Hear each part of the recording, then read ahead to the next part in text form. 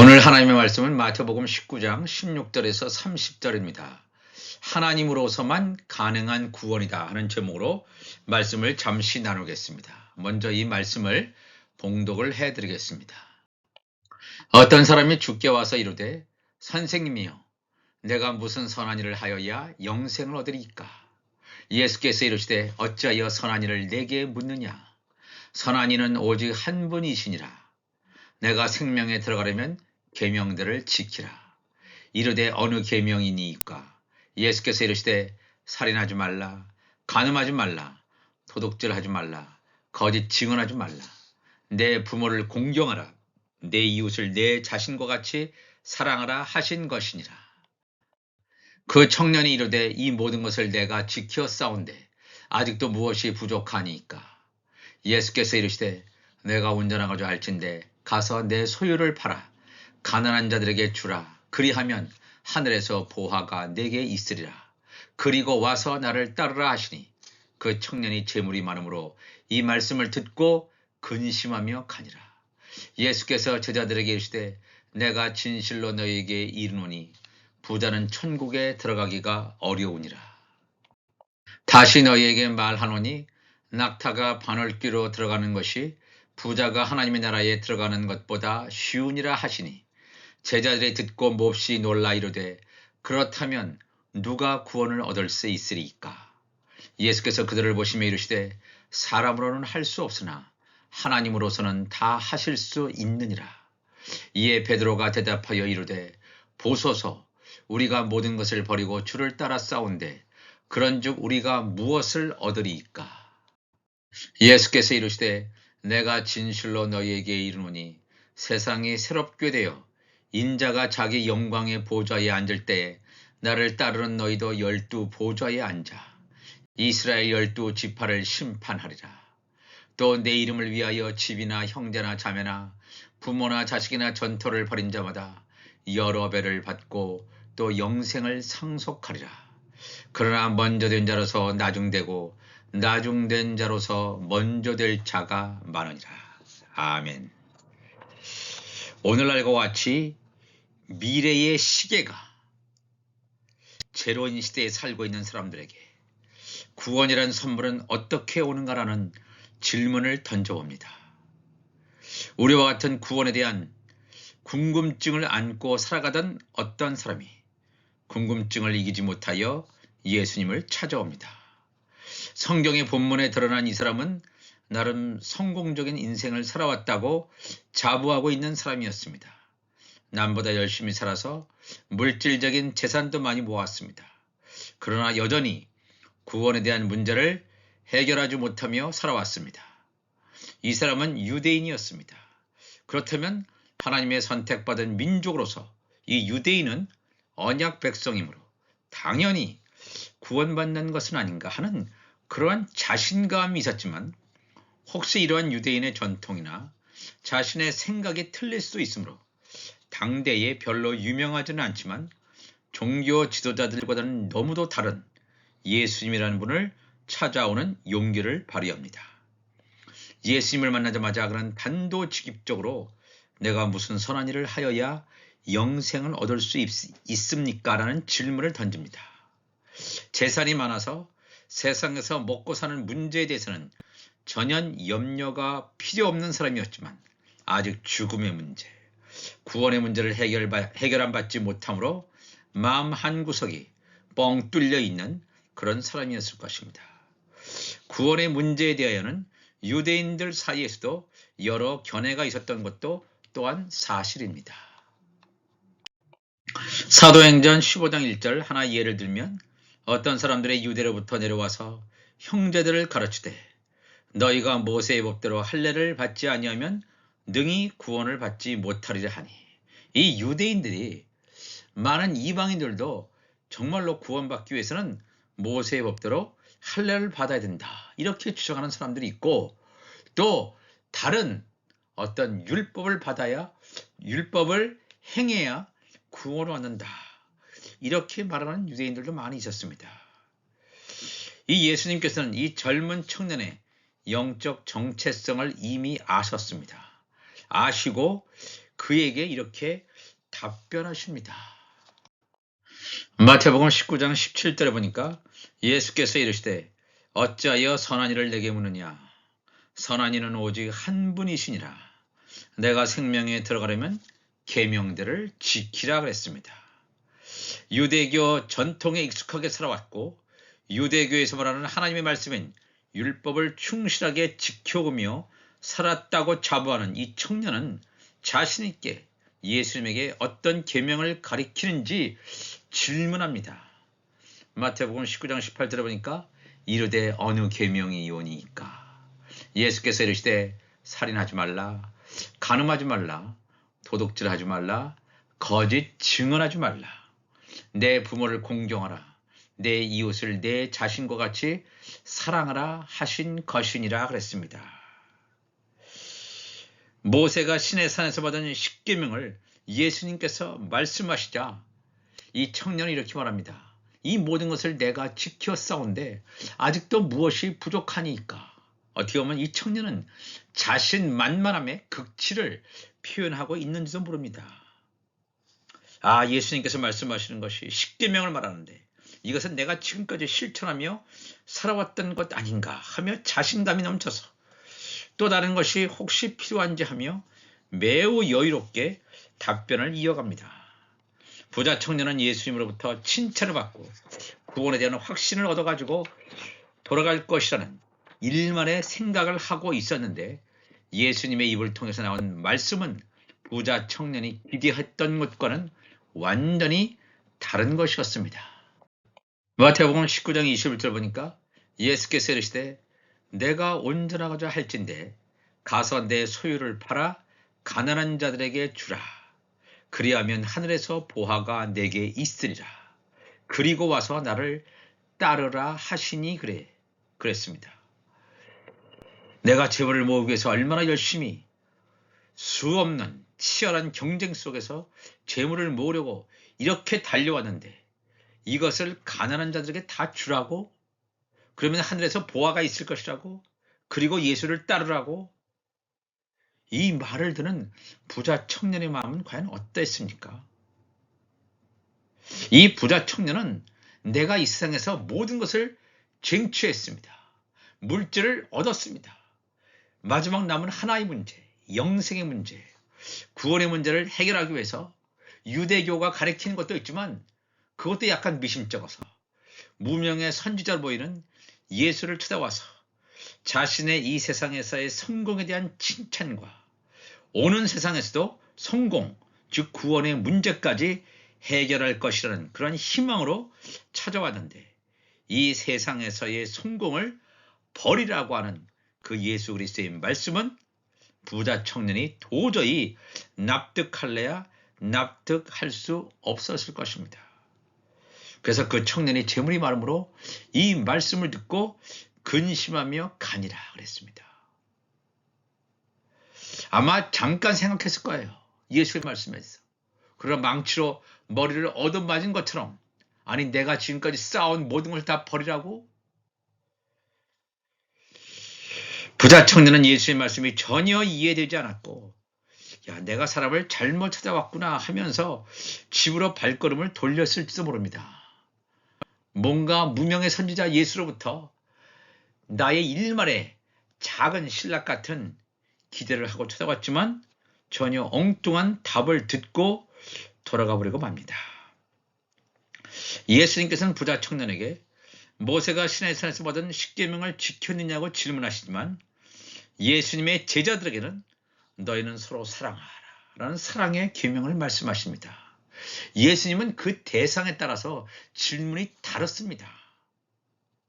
모세는 시내산에 올라가서 하나님으로부터 직접 쓰여진 원래는 산돌인 두 돌판을 들고 내려오다가 이스라엘 백성들이 금송아지를 만들어서 경배하는 떠들며 춤추며 하는 그 장면을 보자 산돌을 던져버리므로 깨뜨려버립니다.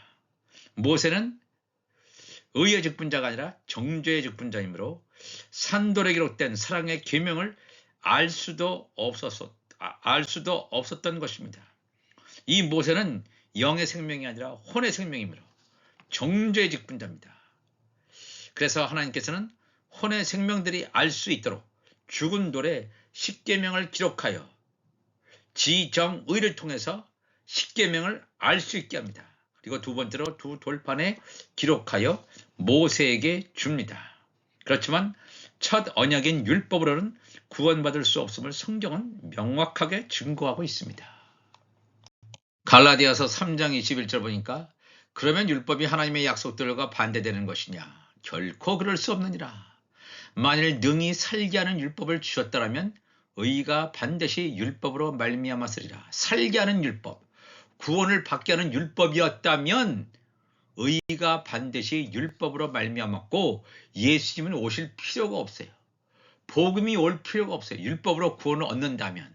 그러나 첫 언약 율법으로는 구원을 얻을 수 없기 때문에 예수님이 오셨고 예수님을 통해서 복음이 선포되었다는 것입니다. 이 부자 청년은 제자들과 같이 예수님의 지체는 아님을 알 수 있습니다.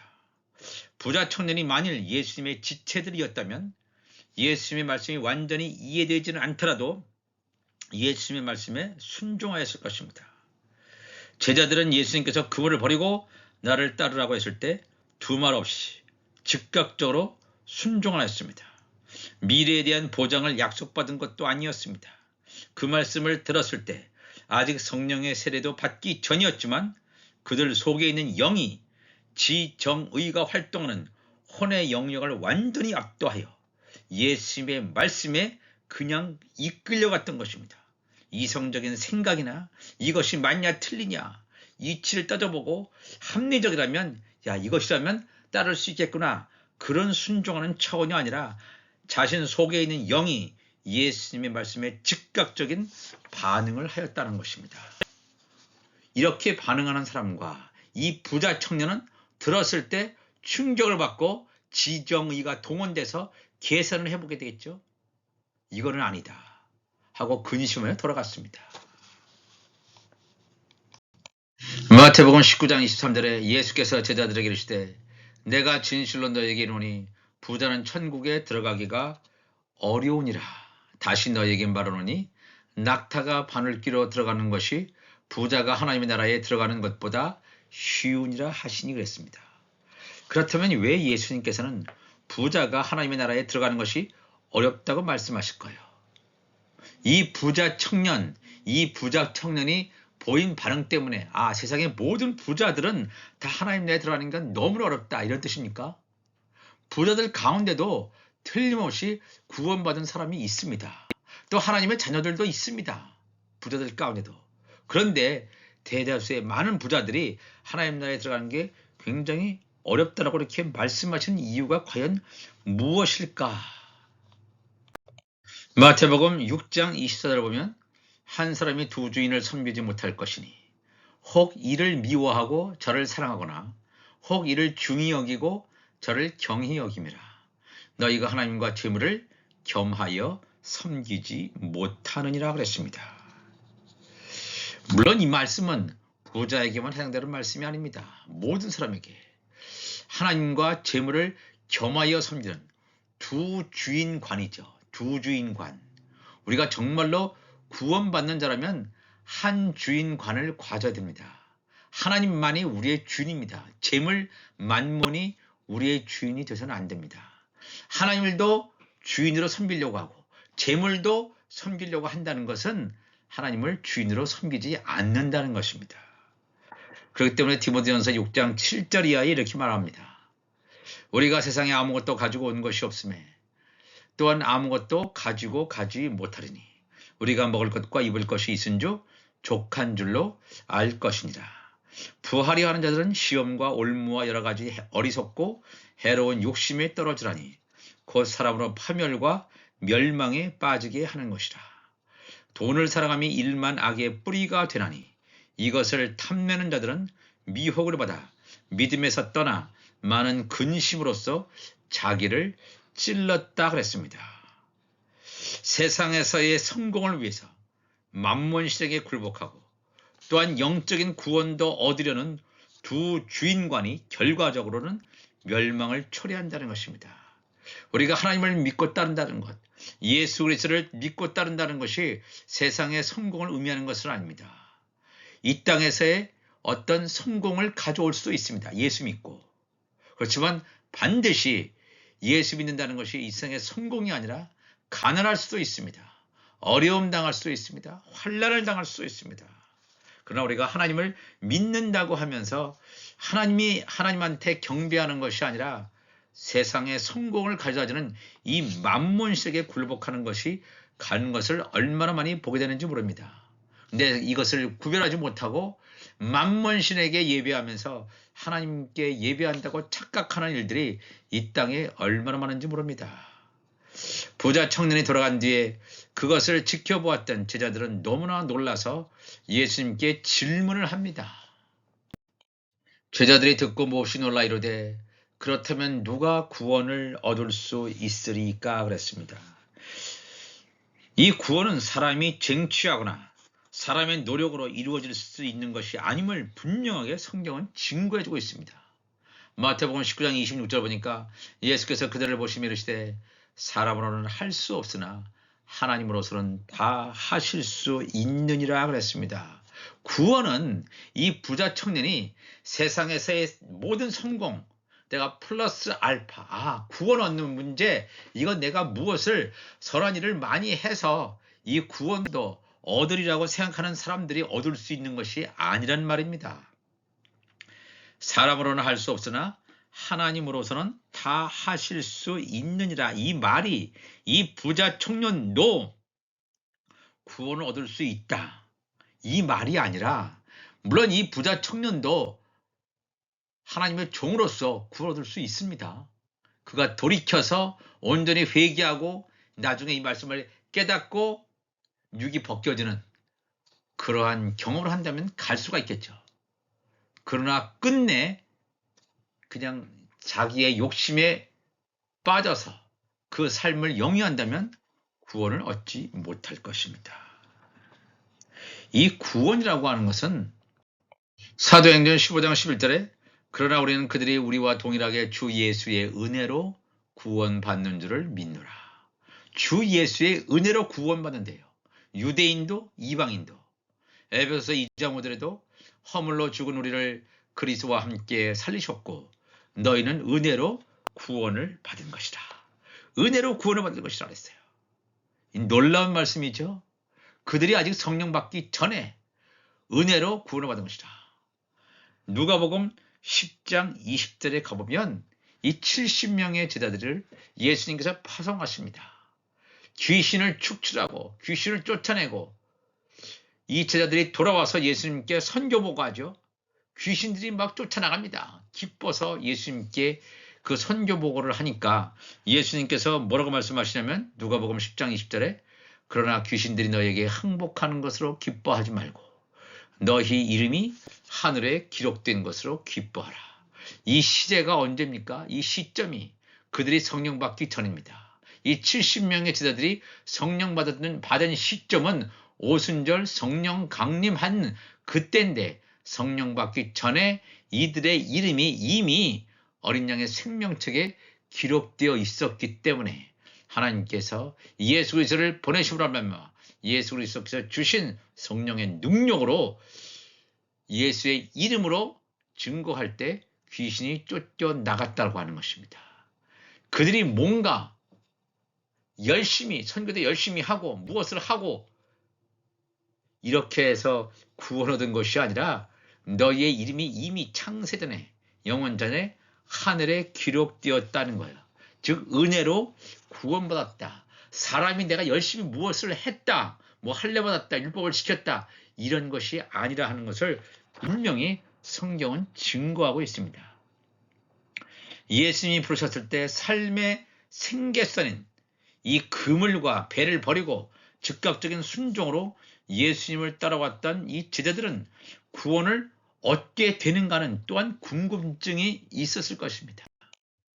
마태복음 19장 27절에 이에 베드로가 대답하여 이르되 보소서 우리가 모든 것을 버리고 주를 따라 싸운데 그런지 우리가 무엇을 얻으리까 그랬습니다.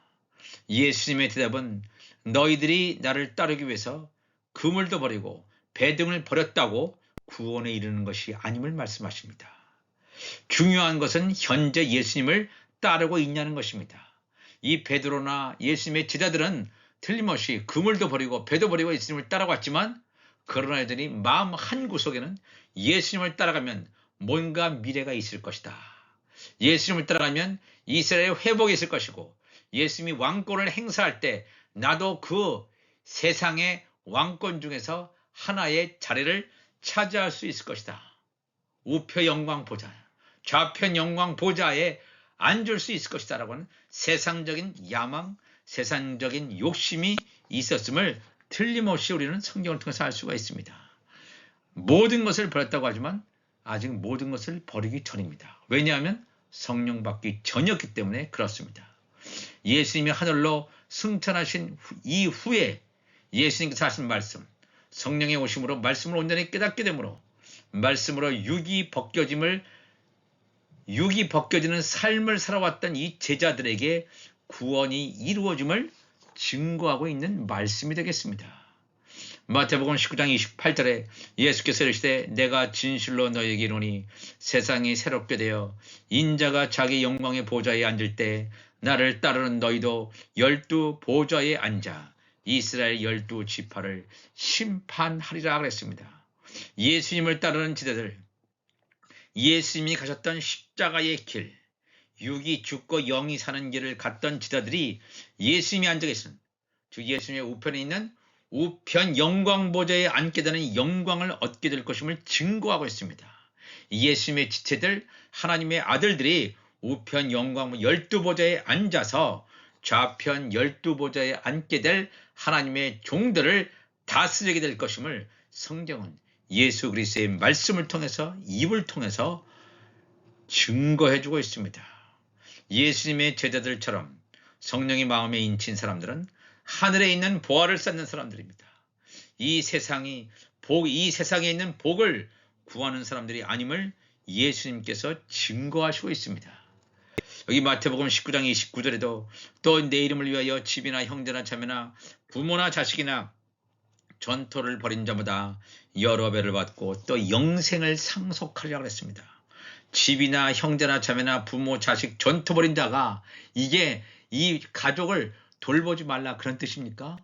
세상의 욕심을 다 버리는 것입니다. 내가 결단해서 내가 이제 모든 걸 다 버리고 주님만을 따르겠습니다. 이렇게 결단했다고 되는 것이 아닙니다. 하나님의 말씀이 내 속에 들어와서 말씀이 나의 육을 완전히 벗기고 나를 완전히 새로운 피조물로 만들 때 온전히 내가 예수 그리스도를 따를 수 있습니다. 나의 인간적인 생각, 뭔가 결단으로 나의 결심으로 갈 수 있는 것이 아니라고 하는 것입니다. 우리가 이 말씀을 잘 깨달아야 됩니다. 제자들보다 먼저 율법에 종통하고 십계명을 온전히 지켰다고 자부하던 이 부자 청년 같은 먼저 된 자가 있죠. 이 먼저 된 자는 예수님의 말씀에 순종하지 못하고 육신의 소욕을 따라가는 삶을 살게 됩니다.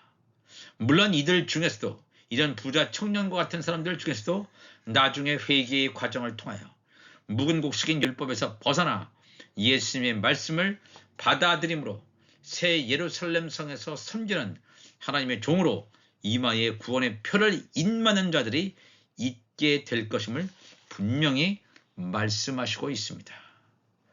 마태복음 19장 30절 말하죠. 그러나 먼저 된 자로서 나중되고 부자 청년과 같은 사람들, 뭔가 먼저 되어서 율법을 잘 지켰다고 생각하고 하는 사람들인데 예수님께서 말씀하신 것처럼 모든 것을 가난한 사람들에게 나누어 주고 나를 따르라는 이 말씀에 순종하지 못하고 돌아가는 자, 혼의 생명임을 분명히 말하고 있습니다. 그래서 예수님께서는 이 부자 청년에게 너희들이 서로 사랑하라는 사랑의 계명을 주지 않고 그 계명을 말씀하시지 않고 십계명을 말씀하시는 것입니다. 왜냐? 이 부자 청년은 혼의 생명이기 때문에 그렇습니다. 그렇지만 그럼에도 불구하고 이 부자 청년은 이 십계명조차 제대로 성취하지 못했습니다. 그러나 예수님의 제자들, 나중된 자들로서 먼저 될 자가 많으니라 그랬습니다. 제자들과 같이 나중된 자였지만 예수님이 하신 말씀을 알아들을 수 있는 귀와 눈이 있었으므로 말씀을 깨닫고 순종한 자입니다. 그물을 버리고 배를 버리고 즉각적인 순종합니다. 물론 그들 가운데 아직도 마음속 한 구석에 세상적인 야망은 있습니다. 그러나 그들은 바로 그들의 영적 정체성이 영의 생명이라는 것입니다. 끝까지 예수님을 따라옵니다. 가룟 유다는 제 길로 가버리죠. 혼의 생명이에요. 그렇지만 나머지 11명의 제자와 서도벌과 같은 이 자들은 영의 생명이기 때문에 끝까지 예수의 말씀을 따라서 가는 것을 볼 수가 있습니다. 말씀을 깨닫고 순종하는 자들이 먼저 될 자들임을 성경은 증거하고 있습니다. 이 하나님의 아들들인 자들은 나팔들에 휴고됩니다. 신령한 몸으로 구원을 받게 되지만 하나님의 종들은 속죄들의 즉 7년 대환란 기간 중에 후 3년 반 동안 극심한 환란을 통과한 후에 예수님의 지상재림 때에 구원을 받게 된다는 사실입니다. 즉 먼저 된 자로서 나중되고 이런 하나님의 종들은 먼저 된 것처럼 보여주는데 나중 속죄들의 이 7년 대환란을 다 통과하고 나중에 구원받는 자가 되는가 하면 이 하나님의 자녀들은 나중된 자 같이 보여지지만 먼저 될 자, 나팔들에 휴고되는 이 나팔들에 구원받는 자들임을 성경은 증거하고 있습니다.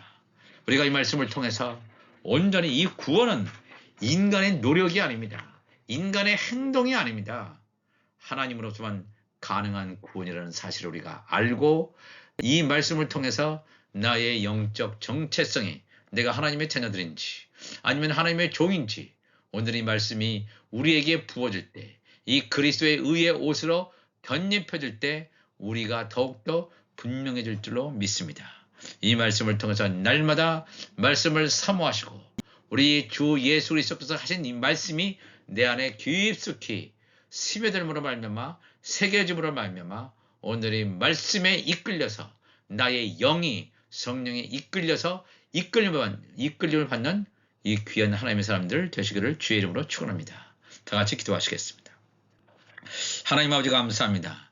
오늘도 이 하나님의 말씀을 이 귀한 말씀을 함께 나누었습니다. 부자 청년은 인생의 성공이라는 목표를 이루었지만 구원의 문제는 해결하지 못했습니다.